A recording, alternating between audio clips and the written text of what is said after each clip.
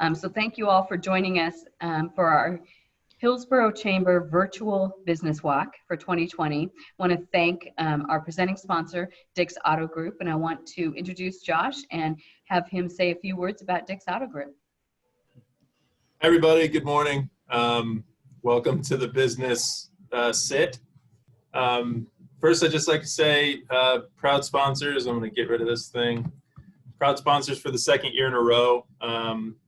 Last year was awesome. We had a chance to actually obviously go into business or into the businesses. A lot of you folks were there, so you know. But I just want to say to Deanna and Darren, the staff, and everybody who put this together, this is really awesome. Happy to be sponsors again, no matter how we get to interface with our fellow Hillsboro businesses. So appreciate y'all being here.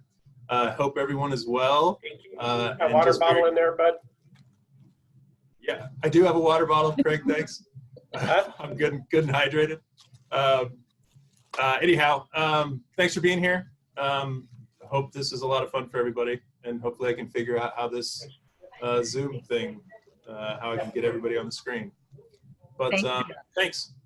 Thank you so much, and really do appreciate your sticking with us and coming back, even though it's a different format than we've experienced in the past. And even though I would tell you that the results of the Business Walk survey are obviously much different, we did do an entirely different questionnaire so we could really take a look at exactly where we're at point in time for our businesses. So I'm going to switch off my video because I have to get real close to my laptop and no one wants to see that. So here we go.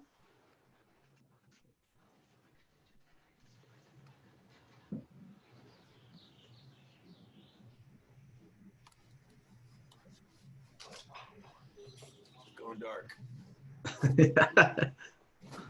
All right. This is our Business Walk survey that we actually sent out on Monday, and really we're hoping to get the same similar type of numbers in terms of if we were actually going out and doing a business walk. Really thankful. We received 94 completed surveys. So I think we have some good data to take a look at. I'm going to scroll through this.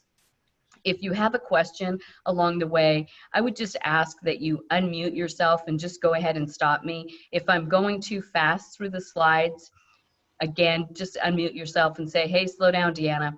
And we'll just work like that so that, because I really can't see all of you, but just unmute yourself and say, let me know what's going on if you have a question or if I'm not clearly laying out the survey. Good morning, how are you? Good, how are you doing?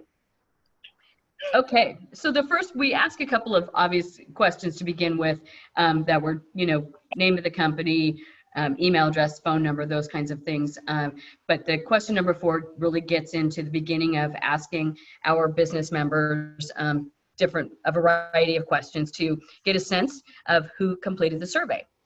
So what kind of business do you own or operate? And the survey results showed that we had a majority, so a majority, 21%, the highest amount, were professional services. So things like doctors, bankers, legal, real estate companies. You'll see that just the variety of different types of businesses that responded. So, which is again reflective of the kind of business walk that we try to do, which is a variety of different industries to get a sense of where things are at.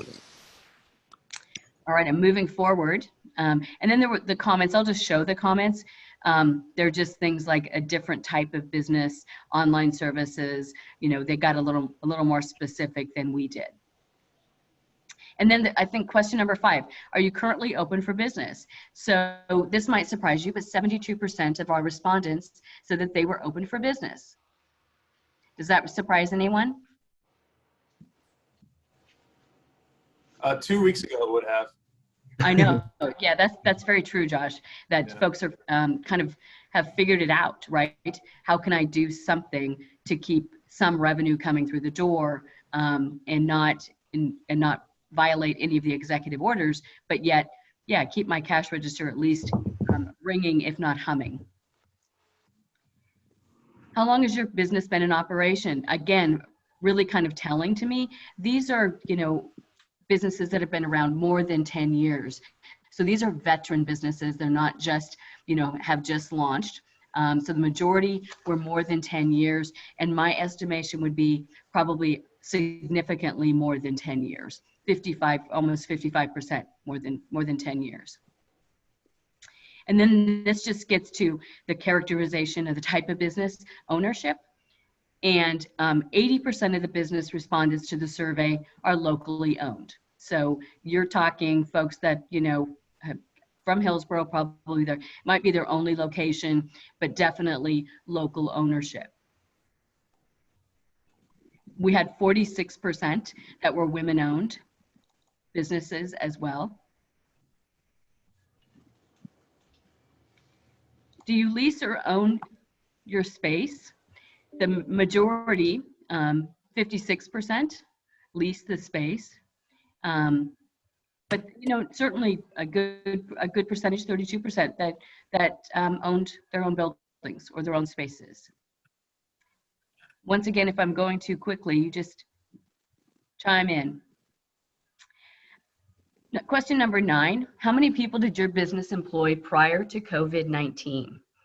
So this is a nice spread of a size of company. Sole proprietors, 2 to 5 employees, and then more than 20 employees. Gives you a sense, again, that we had a really nice distribution of size of company. So it wasn't just, large companies. It wasn't just, small mom and pops. It was a really nice variety, which really helps, I think, lend integrity to the data, that it did spread across a variety of types and sizes of business. So number 10, question 10, what percentage of your workforce was reduced due to layoffs or furloughs? So we had about, I'm doing my math, 40% had more than 50% of a layoff, 50% or more layoff, about 40%. But then if you look at further down in the statistics, 42% had no layoffs and no furloughs occurred. So interesting sort of, high end and low end of that particular type of question and data. Question number 11. If business disruption continues at the current rate, how soon will your business be at risk of closing permanently? This is a really scary question, right? Because I think that, we really don't know how long this is going to go on.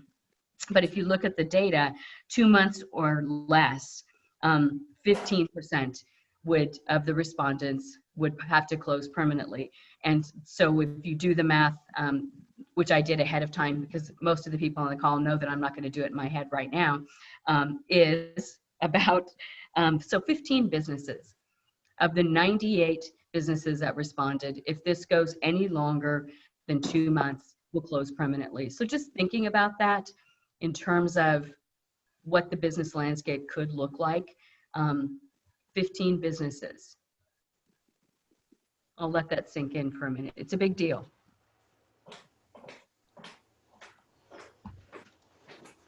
Question number 12. At this time, and again, this was launched on Monday, so that puts in perspective sort of how things have progressed. So at this time, what are you most concerned about? I left out a you in that question. And it looks as though losing work or clients, customer traffic. So folks that are, it's obviously this is a consumer impact and has been a consumer impact, not a real estate impact, not a financial impact in terms of, it's consumer confidence. And there's a concern about how quickly consumer confidence is going to rebound in all of this. Will consumers, even if we open, will they come back at the same rate? How long will it take to rebuild that consumer confidence? And then I'll just show the comments here and let you read through those.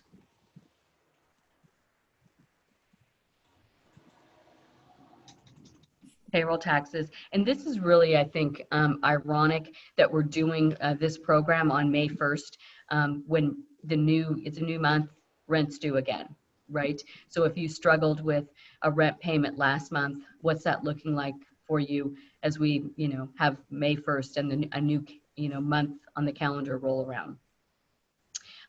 Interesting response in terms of getting PPE supplies. So if you're contemplating opening up again, what are the requirements and regulations? What do your employees, anticipate or expect will be available for them?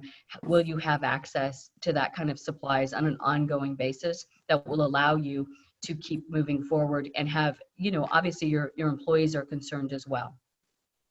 Receiving rent payments from tenants. So not only is it from a tenant perspective, but a property owner perspective of what happens if I'm asked to either forgive or reduce rent another month. What will that look like? How will I make my mortgage payment? So there's really been no one that's been left unscathed by this. Question 13, have you received any outside financial support, funding, or grants? And then we ask them to please select all. And you'll notice that I think 31% did receive some form of federal, so 31% of the 98 respondents received some form of federal, whether it was the PPP or the EIDL loan and grant. So, and those have been replenished. And again, I think most of the applications that were in the pipeline when it ran out of money are now they're in the pipeline, so they get to go first before any new applications are being taken. So that's been problematic for folks that didn't get in on the first one. A lot of times their financial institutions are saying we're just not taking any more applications. Hey, Deanna, just back up to that one. What do you make of 26 respondents skipping this question? Probably no. That was, yes, we looked at the data yesterday and realized that we should have added a none to it. Because if you look at the comments, it's all none, none, I got none, that sort of thing. So it was a survey error, I would say. I skipped the question because I didn't apply for anything, so. Right, and yeah, I think either NA or none would have been a survey enhancement that would have kept people from skipping it, would have given us, a better sense of folks that haven't received anything. All right. All right, for some reason I'm frozen here all of a sudden. Here we go. Question number 14, what types of assistance would be most helpful to your business? Please rank in order of importance to you, 1 most important, 10 least important. And as we were reviewing the results, we kind of looked at the first two, how to protect my employees, how to protect my customers. I can't imagine anyone not picking those 2 things as their top 1 and 2. So when it gets really interesting is beyond that. So information on financial resources, information on penalty-free extensions, immediate guidance on how to pivot my business. This is a big chart. Not sure if you can get it all on the screen, but that really sort of outlines. I can go over here. Can everybody see this okay? Just nod. So yeah, just this one again, whenever you ask people to rank, it gets a little muddy, but interesting in terms of, immediate guidance on how to modify my business model, technical training on social media. Most folks, that was a lower ranking than others. Technical training on website development. We're doing a small business solutions program next week. Matt Rouse is doing it for taking your business online. Some folks that have found, that might be my only hope for the next month or so. I'm going to get whatever sales I can, and I'm going to figure out how to do this online thing. Information on costs and risks for providing new services like delivery, succession planning. So these are folks that are like, I'm done here. And then information on selling the business as well. So where do I go from here? I'm going to stop there. Any questions? Comments of any surprises? All right. Have there been any changes to your business model as a result of the COVID-19 that you anticipate will become permanent? 63% obviously have, made some changes. 36% have not. The comments are interesting, and that's where you get the real innovation of stuff that people are doing and thinking about. Curbside pickup, obviously that was not a thing in March, really. I mean, think about that. I guess the end of February, beginning of March, it was home delivery. Curbside was kind of seen as a special treat. We'll, do something like do takeout, but now it's become, really the way that if you want to, you're not going to go out into a restaurant. So if you want to have a meal that you're not cooking yourself, you're picking it up or it's being delivered.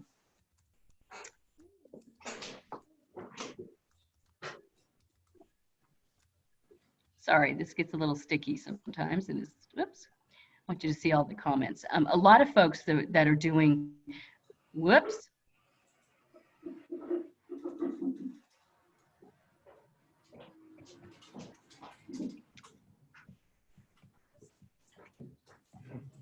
Okay, I got to go figure out what happened, folks. You can look at a nice.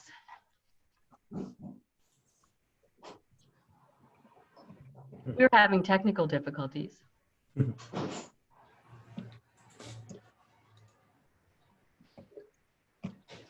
Okay, so who hasn't had that happen in the last couple of weeks?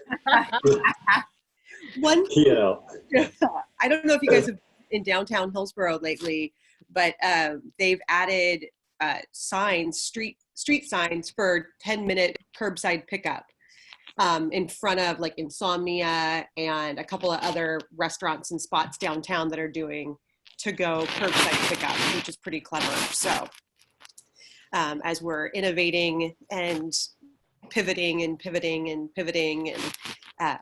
it's nice to see. It was great to see the city get those out there.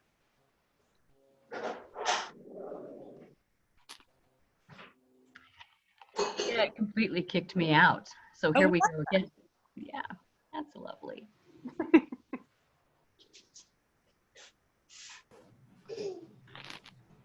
One thing we also saw in the survey, going back a couple of questions, was when we asked people where they were if they were applying for any industry specific grants.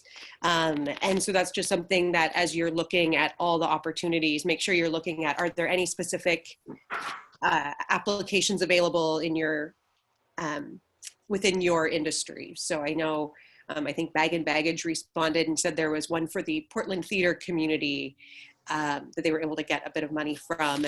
And there was a couple people mentioned nonprofit relief grants that were going on. So if you haven't looked at that and you're looking for some financial relief, that might be worth checking out. Well, Elizabeth, one of the things that I'm kind of interested in and kind of fascinating, and I'd kind of throw this out there for the group a little bit to think about, is that, what are businesses doing with their employees, right? There's the obvious question is, are you keeping people working, not keeping people working? But, I think probably one of the things that we've done at Baker Rock, and one of the things that I think has been unique for us and different for sure, is the pivot with communication to our people. We've been fortunate enough to be able to keep working as an essential service, and really haven't seen that much of a change in our business to some degree. But that said, the business has changed completely. How we interact with our people, how we're communicating with our people, how they're interacting with each other had to be completely reinvented, if you will. And so I'm kind of curious if others have comments on how they've dealt with that. I mean, we've found that we had people who were anxious, our people were concerned, our people were scared, they were frightened, they didn't know what to do, they needed more information. We found that two key things, and I talked to Deanna about this, two key things that I think have been paramount for us. One is to make sure that we have good leadership from the vision perspective, which is, I think, something that most of us are accustomed to do if we are in a leadership position, is to share vision, because I think our people, and I think most employees, want to know what it looks like from here going forward. And it's okay to not have all the answers. But the other thing I think has been pretty important for us that we've learned is that we needed to make sure that our people felt like they were held. And when I say that, I'm not necessarily meaning it in the physical sense, but that they were safe, that our business was concerned about them, and that our environment, we tried to be as safe as we could. We collaborated together to try to make sure that we understood how to deal with the safety impacts and what we needed to do, and making sure that people had the things that they need and such. And because of that ability to hold them, I think it's been a huge catalyst for us, and a huge help for us to get through the process a little bit, and to get through this, because it is, and honestly, we make it up on a day-by-day basis because it changes on a regular basis. But I think we've done a pretty good job with that, and then tried to solicit feedback from our people. I think our communication, and sometimes it seems like it's been really difficult to do as often as we have. And it's kind of like, oh my gosh, I have to write another thing for everybody to see. And I mean that in the best sense, but it's been absolutely a huge catalyst, I think, in us creating an environment that has helped our people to get through this thing so far. So just curious if anybody else has had any experiences like that. Keith, I would say that your experience being an essential business and the best practices that you have employed are going to be really vital to businesses that are now allowed to reopen as we move into phase one of reopening, and just putting together and maybe having a conversation with other employers around some things that you did that you would consider to be best practices, because you've kind of been in the heat of it, if you will, and other folks are now just starting that and anticipating and a bit anxious about what their employees' concerns are going to be. Yeah, it's I saw a survey yesterday, Deanna, and I think it was by the one of the contracting organizations or whatever, and they asked the question about people returning to work and coming back to work, and I think it was across all sectors, and over 30% of the people responded that even if they could go back to work, that they were concerned or afraid to think about going back to work. And if you think about what that means, people, this has been pretty impactful, right? And so how, as an employer, as an employer with people, how do you help solve that? How do you help communicate to your people that you can build some sense of confidence that as an employer you can do the right things, that you have the right things in place so they can feel safe and protected? It's tough to do to a high degree because there's a fine line that you work as an employer, right? I mean, you want to be careful and mindful of what you do and how you do. You want to be in concert with the governor's requirements, with the CDC requirements, with all of the things that we need to be cautious and careful about. But then you also want to be very cognizant of what the impacts are to your people and how they feel and what they need and the reassurances that they need. And so there's a whole bunch of things there. And I think that as we do start to reopen, as we start to think about it, I think it's a great opportunity for us to rethink about those ways that we communicate with our people, and rethink about those ways that we can reinforce some level of concern for what's important to them. I think it's been really important for us as we continue to navigate through this. So I thought I'd share that. Yeah, Thank you. If I might, Keith, to your point, I'm part of, we were about half furloughed, and at this point of about 300 employees. Ownership did a great job of communicating through the whole thing, which I think was very important. They provided health care for furloughed employees through May just recently, which is just awesome. But part of what I'm doing now is reaching out to furloughed employees, just sort of a straw poll on, once your job is back, are you ready to come back to work? And it runs the whole gamut. I mean, it's people, before I'm done with the question, they're saying, yes, yes, yes, please, please, please get me out of the house. And some people are like, well, just make me the last one.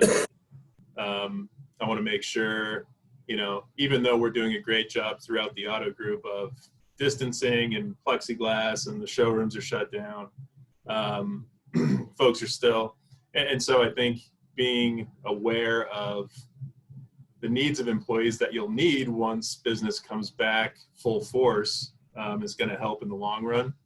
And I'd like to say we're doing a good job of that. But again, it's going to change the whole model, I think, of how vehicles are sold, how we interact with customers face to face, fix cars, all that kind of stuff for the better, I might say.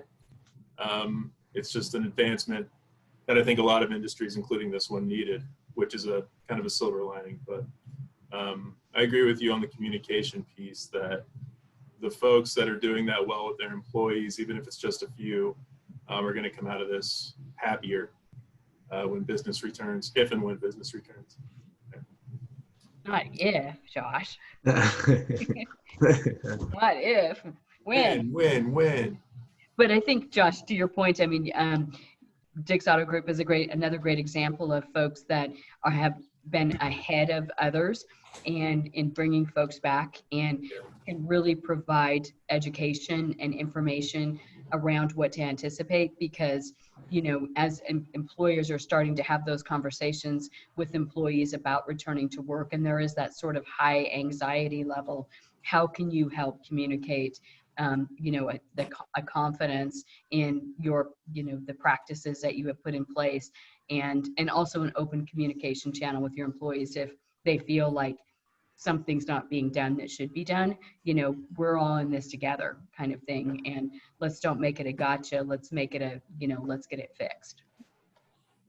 Yeah, and I had a comment on that too. It's that, you know, there's a lot of businesses before this happened that said, you know, we care about our employees, we take care of them.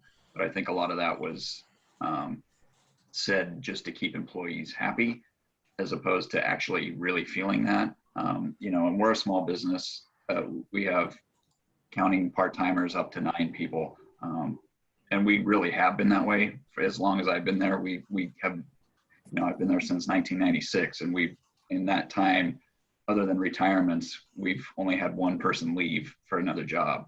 And I think it's because it is, you know, the catchphrase culture, you know, but I think if you do have communications, what we've been doing with people is, you know, you can tell there's that anxiety level with people. We've been working through this whole thing, but you can see it, and they might not necessarily know it or voice it, but you can see it in body language. You can see it in how they act. And we, you know, we'll just tell people, hey, it's noon on a Wednesday, go home, you know, go out and enjoy the sun, go home.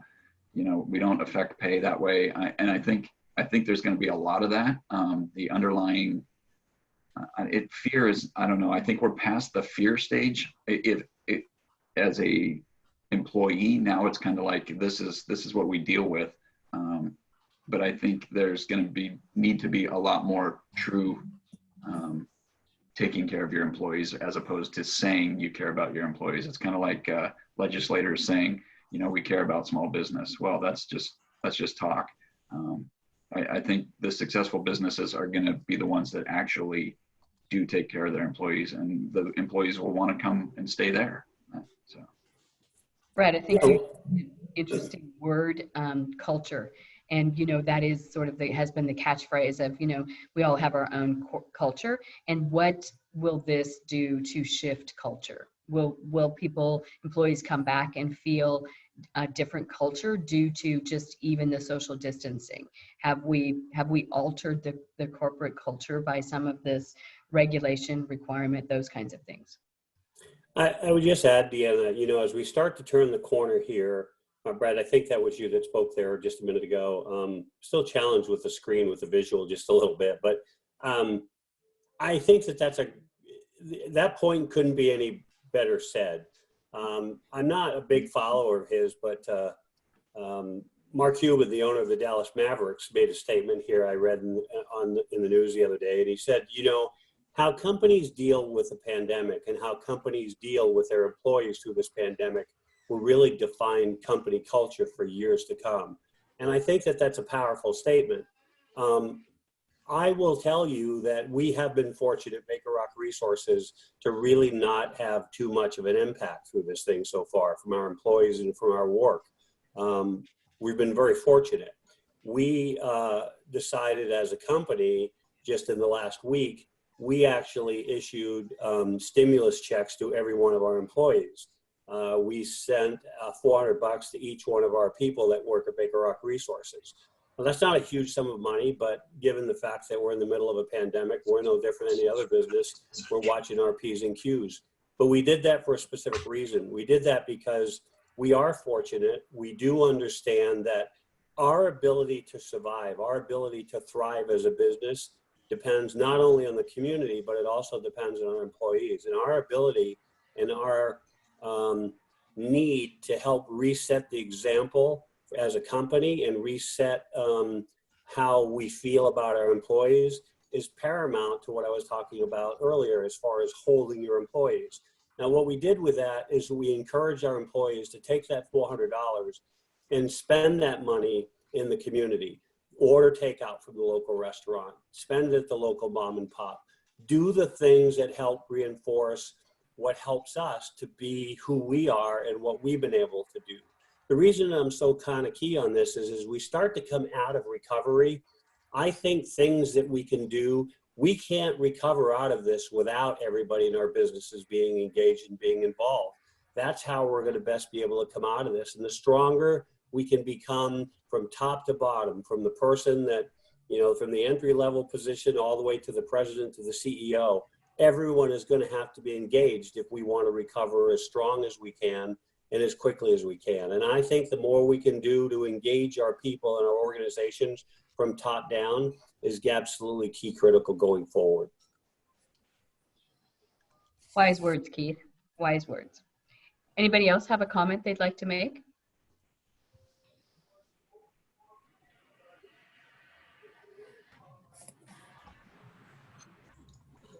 All right.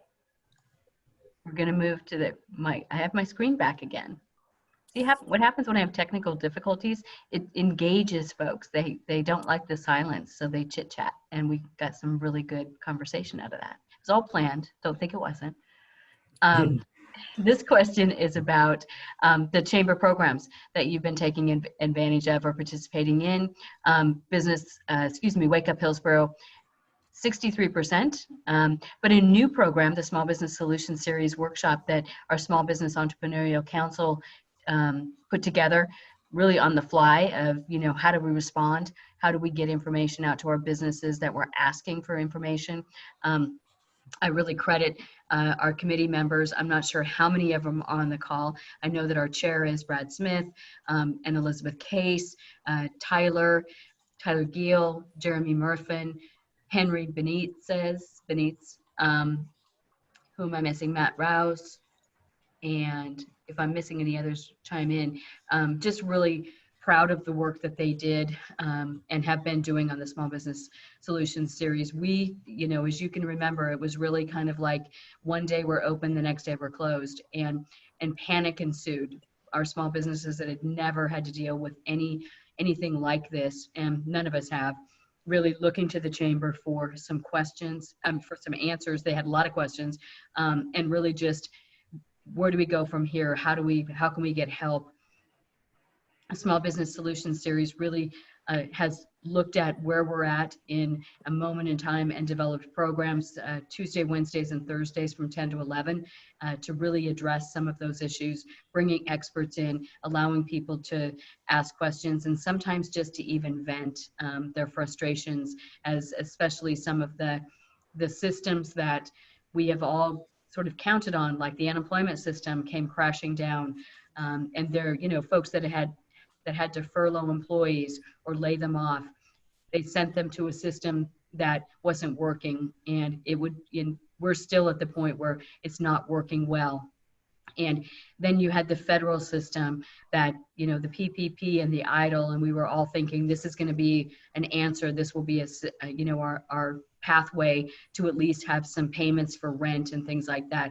And that system came crumbling down. So there's been a lot of anxiety, a lot of frustration. The grant programs that were offered by the city of Hillsboro and Washington County, great, you know, great intention, got money out on the streets, but definitely, you know, we're not prepared or set up to answer everyone's concern and assist everyone. So a lot of folks that have applied for grants that haven't received them. So there continues to be just some questions, but now we're sort of beginning to pivot to, okay, how do we reopen? And there's even more questions about that. So our Small Business Solutions series will address that. We're pivoting to that point of looking at more of what we do now. Elizabeth just reminded me, yes, that we have a whole YouTube channel that has all of our programs that have been recorded, so you can you listen in, hear the dialogue. And then any specific ways that the Chamber can assist. You know, there are a number of different suggestions in here. Urge our state and local politicians to open up Oregon to business. The Chamber does a wonderful job. Thank you. That wasn't any member of my family that did that, but I appreciate it. You know, definitely advocacy is center stage for us. Allocate funds to help the self-employed, keep promoting our business, information regarding grants and loans. Getting that information out has been something that Jen Little, I just have to give her so much credit. Our brand manager and communications manager has just done a phenomenal job of getting information out. I send her information. She vets it to make sure it's a good source. The last thing we want to do is give people bad information. So she spends the time. Hopefully that communication has been useful to you as members of the Chamber. So I would, other different suggestions, promote that we're here. So I think definitely when the opening happens, folks are really going to want us to be announcing that they're open and the hours and things like that, and really just doing what we do, which is promote business. And then our final question, I believe, we had our Hillsboro Stars question, which we thought was really important, that we make sure that we have people have an opportunity to talk about something good that's going on. If I could just get to it. There we go. Wow. Okay.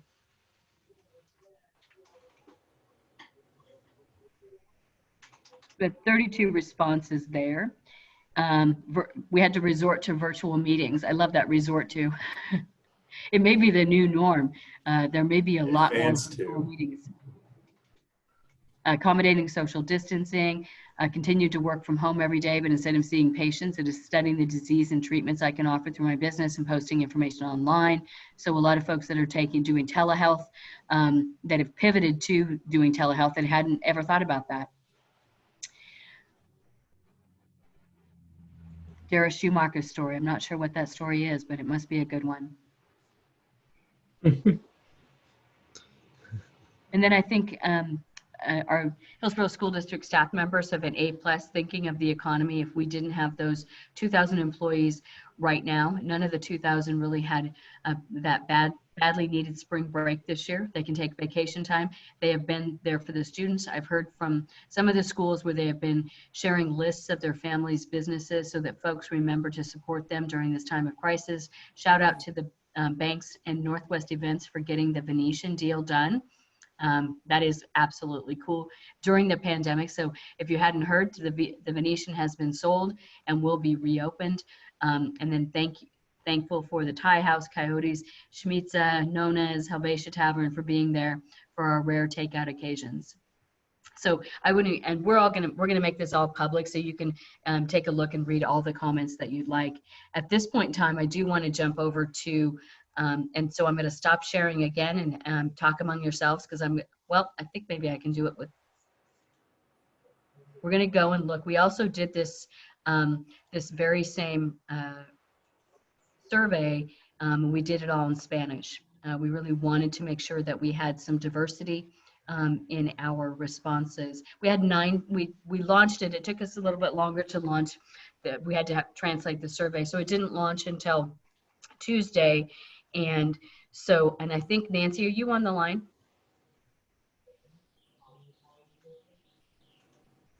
I am. Can barely hear you, Nancy. I am on the line. Excellent. Okay. So I'm going to have you, translate. Okay. If you would, please. So the questions were exactly the same. Okay. Yes, which is a good thing.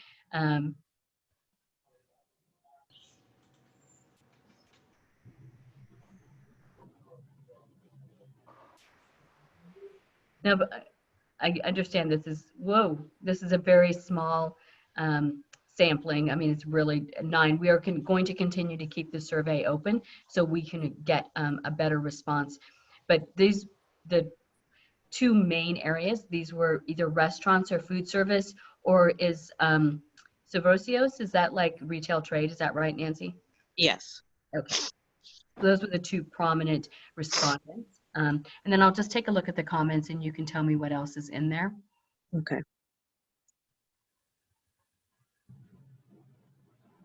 Can you see it okay?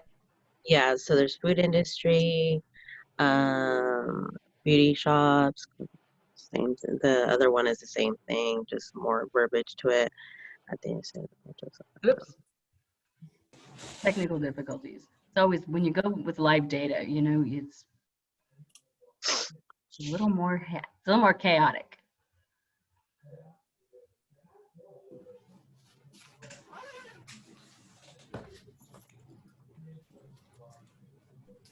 And this one is, are they open or closed? correct.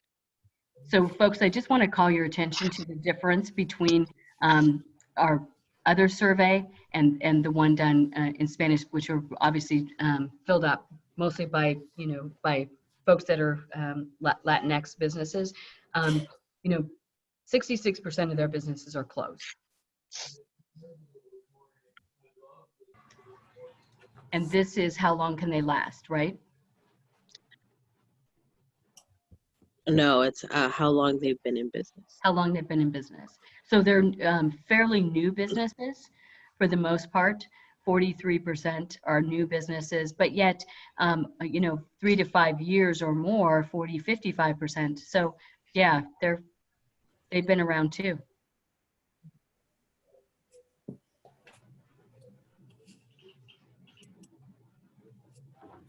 And then most of them are locally owned as well. 57% locally owned businesses.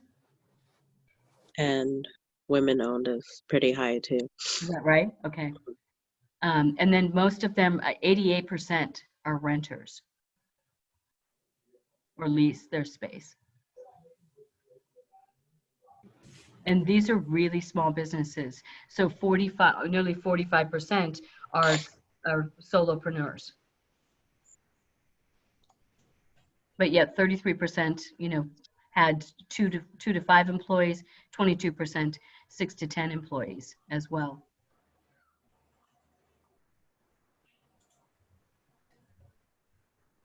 This is super annoying how this does this, gets stuck. Deanna, did you say these surveys are going to remain open? They are going to remain open. Where are they? Or how can people access them? We've got it. We're sending it in our email, the links in our email as well. But we can certainly get you a copy of, send you the link to it. No, just curious. Yeah, I'm stuck again. Sorry. This is super annoying.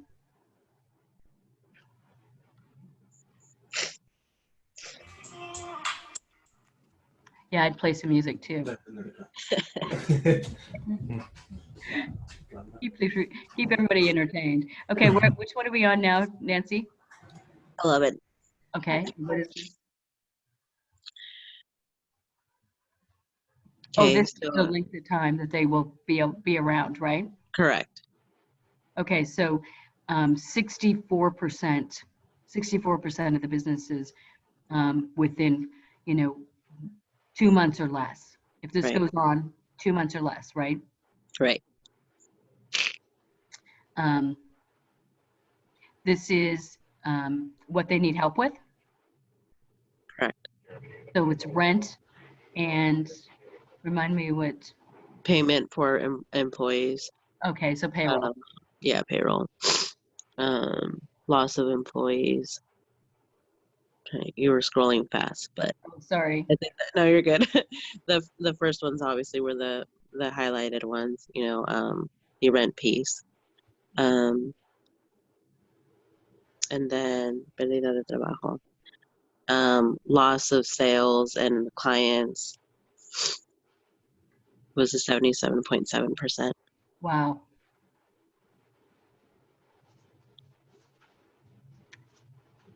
And this is asking what would be most helpful? Correct. Correct. Okay. And it's help with finances? Sorry. Hold on. Are you? I'm not trying to see if my thing is stuck. Okay, so we're on question. Does your screen say question 13?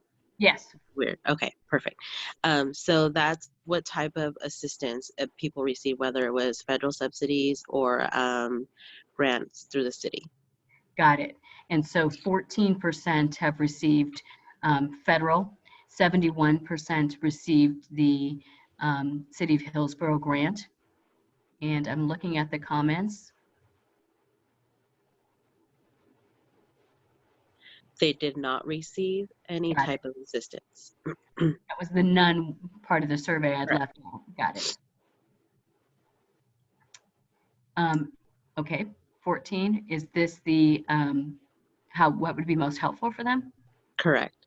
And this is the most important. Yeah, so it would be the protection of my employees and the protection of my clients, and information about, I'm not sure what else, if you want to click on the yellow line, or okay, here we go. Information about assistance. Yeah, so that was similarly like the English version. Right. Whoa, here we go. Feast or famine with my little clicker here today.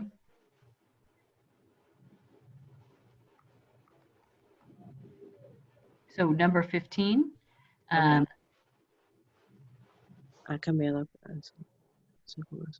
Have you changed the type of, the way you do business in regards to COVID-19? Yes, 77%. Correct.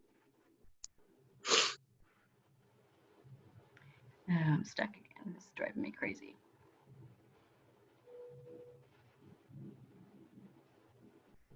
Here we go.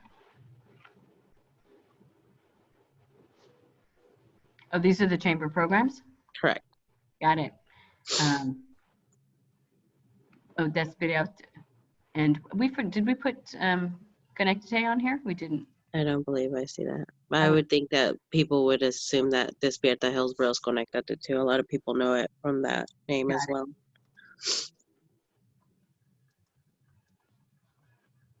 LBAC.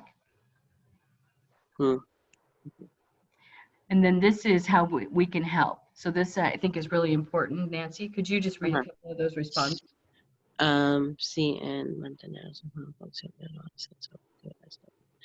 Just to keep informing us about activities and community information as you always have done. And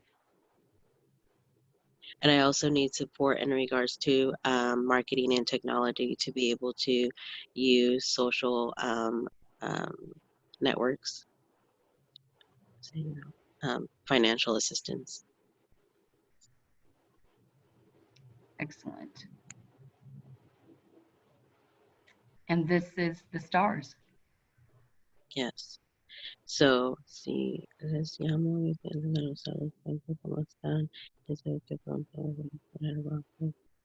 sorry, I had to read that to myself first so I could read it to everybody.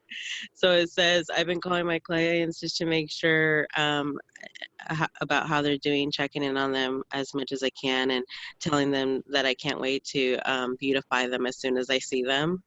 So let's see. That must be a salon owner. Right. We're trying to keep the children as active as possible, giving them classes about every 40 minutes, or I mean, at least 40 minutes a day online. Excellent. Thank you so much for doing that, Nancy, and helping us to understand. Here we go. All right, now it's time for us to just have a dialogue of, are there anything else you'd like to add? Any other surprises? We have about 10 minutes left of our program. Any words that you would like to share with us? Deanna? Yes. I just think it would be interesting to reach out to the businesses that are on the 1 to 2 month. Right. And find out, is it an industry that's that beaten down, or if it's a business specific thing, or if there's anything that can be done. Either or. Correct. I think that's a yes. We definitely need to do that. We definitely need to go through and take a more fine look at the suggestions for the chamber. Darren, did you have a comment? Yeah, I was just going to say, would it be helpful for us to put that survey on the web page on the front? Like, it's still announced that it's still open, take survey for how your business is doing, or some kind of language. Sure, we could certainly do that. And we could put it out in social media as well.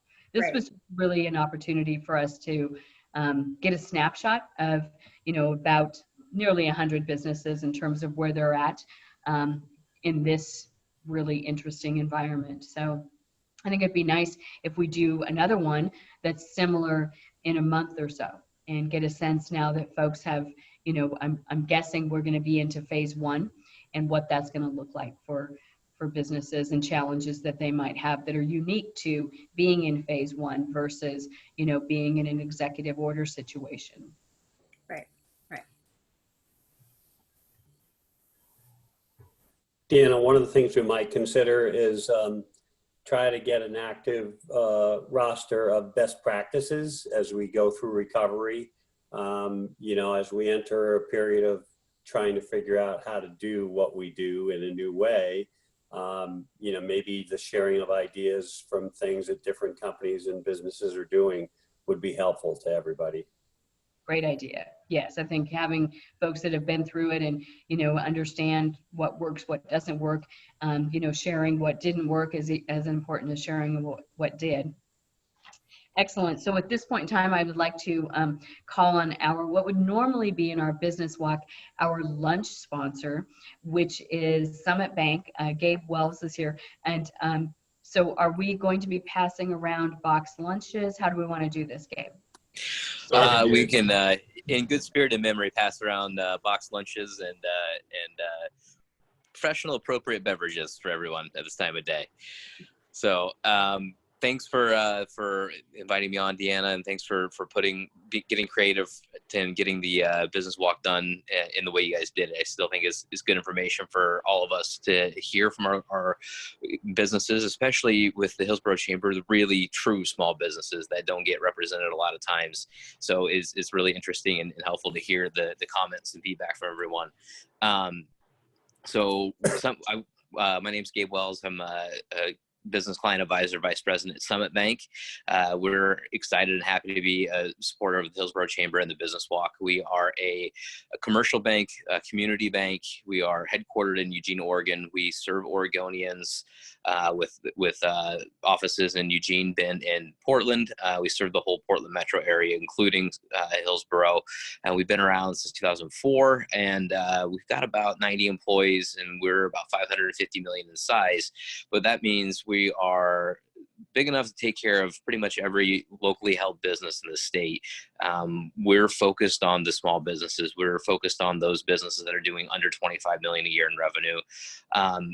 And it's been a weird time for everybody. I'm in my garage doing this right now, trying to find some quiet time after I finally found my Wi-Fi router cable in my daughter's playhouse. So it's I applaud our business community for being creative, being ingenuous, being compassionate with all their employees and clients during this time. It's heartening to hear some of the comments and concerning to hear some of them too. So we're a bank that's small. We're about relationships, and during this crazy time we've all been in, I think one thing we found out is that we're making time to do is just giving people time, giving them people to talk to, human beings to talk to, local people to talk to. And that's really what we try to do at Summit Bank, is connect all of our clients and community members with human beings that care about the communities we're in, care about Hillsboro, care about the Portland Metro, and care about our state. And we do that by trying to have one-on-one service levels with all of our clients, big and small. So no matter who you are, if you're the solo operator of a salon with just yourself, or if you're running a company with 150 employees doing 30 million a year, you're still going to get an individual account officer at the same level of attention. You're going to get direct phone lines to people. And that's what we're trying to see. There's a few of us left in the state. And I think the last few weeks have shown that us as the size class of bank that we are, really risen to the challenge of providing that human touch and connection. So that's what we're striving to do. That's been our business model all along. And I think we're seeing it shine through now when human connections become critically important for everybody, that we're all, physically distant, but trying to maintain connections in any way we can. So again, I'm thankful that Summit Bank can be supportive of the virtual business walk this year, supportive of the Hillsboro Chamber, and we're here to be a resource any way we can, whether that's through being your business bank or even just being an ear to listen to maybe help you find suggestions or other things you haven't thought of before. So my contact information I know is provided on the Chamber's website through the member page. I'm also available through the Hill Hub for the Q&A workforce workplace professional help sessions. So I'm happy to do that for anybody that's looking for a little one-on-one time just to chat with general businesses, banking, or finances too. So we're trying to be Swiss Army knife of resources for the community. So again, thanks Deanna for doing this. Thanks for having me on. I appreciate it. Thank you, Gabe. You can actually just put your contact information in the chat if you want, so everybody can grab it as well. I do. Really appreciate it. Want to thank Dick's Auto Group and Josh one more time for being our presenting sponsor of our 2020 virtual business walk. Just as a reminder, next week our small business solutions series will feature on Tuesday. We have 2 accountants, 2 CPAs in the same screen, so that'll be something to see. Aaron Eichenbaum and Blair Walker. Aaron has his own CPA firm. Blair Walker is with Fordham and Company, and they're going to be talking about small business tax information and having a conversation with your vendors. So if you might be needing to renegotiate some of the terms of your accounts payable, this is a way to have an accountant help you navigate those conversations. On Wednesday, I think I mentioned, we're going to be taking your business online with Matt Roush. And then on Thursday, questions about reopening. And we have an attorney, Mike McClory, that will be coming on talking about and answering your questions related to what's my liability? Can I require something? How do I navigate this re-entry and the regulations and requirements, and what's my exposure as an employer, and what things should I think about? You'll want to get registered quick for all of those programs. And I just want to tell you, hey, it's Friday, just in case you're losing track of time like I am. It is Friday. I want to wish you a great, happy, and great weekend. Enjoy yourselves and take some time, relax, unplug. Thank you all.